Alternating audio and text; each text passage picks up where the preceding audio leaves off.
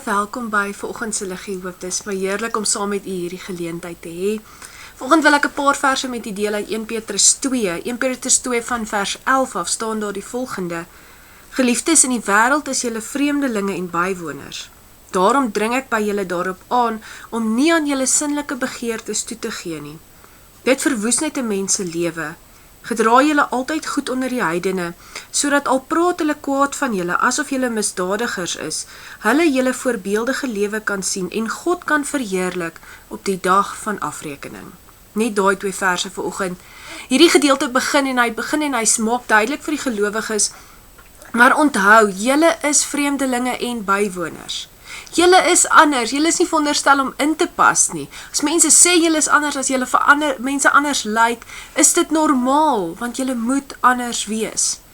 In die dorp praat ons van mense wat nie hier gebore is nie, wat nou nog 'n jare hier bly nie, as inkomers. Ons is eintlik almal inkomers. In ons geloof is ons inkomers in hierdie wêreld. En daarom as ons dit besef julle, dan leef ons anders. Ek en jy is nie veronderstel om te lyk soos iemand wat nie glo nie. Ons is nie veronderstel om net in te val by die wêreldse beginsels en reëls en gedagtes nie.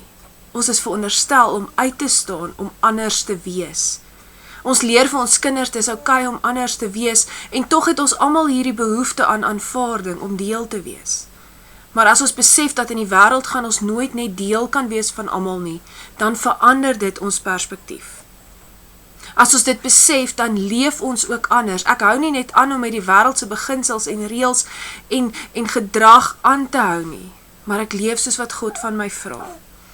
En die opdrag wat hy dan hierso gee is, as ons dit besef, ons moet anders leef, ons beginsels, ons waardes moet anders lyk, dan sê hy, maar gedra julle altyd goed. Nie net op 'n Sondag nie, nie net op 'n Maandag nie, nie net as die dominee kom kuier nie, maar gedra jou goed waar jy ook al kom. Hoekom? Sodat jou lewe 'n voorbeeld vir ander kan wees. Sodat jy die een kan wees wat die verskil maak daar waar jy kom. Die lewe vra van ons julle om anders te dink, of God vra van ons om anders te dink, om anders te leef, om anders op te tree. Daarom kom ons gaan wees daai voorbeeld. Die hoop in hierdie gedeelte is juist daarin, dat ons weet, as ons nie inpas by die wêreld nie, is dit oukei. Dis oukei, want God verwag van ons om anders te wees.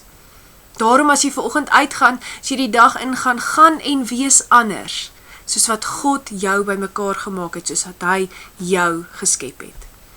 Kom ons bid saam. Vader, dankie dat ons herinner kan word vandag, dat ons vreemdelinge en bywoners is, dat ons anders is as die wêreld. Help ons om so op te tree, om ons voorbeeld daar te hou, dat ons dit sal uitstraal vir ander.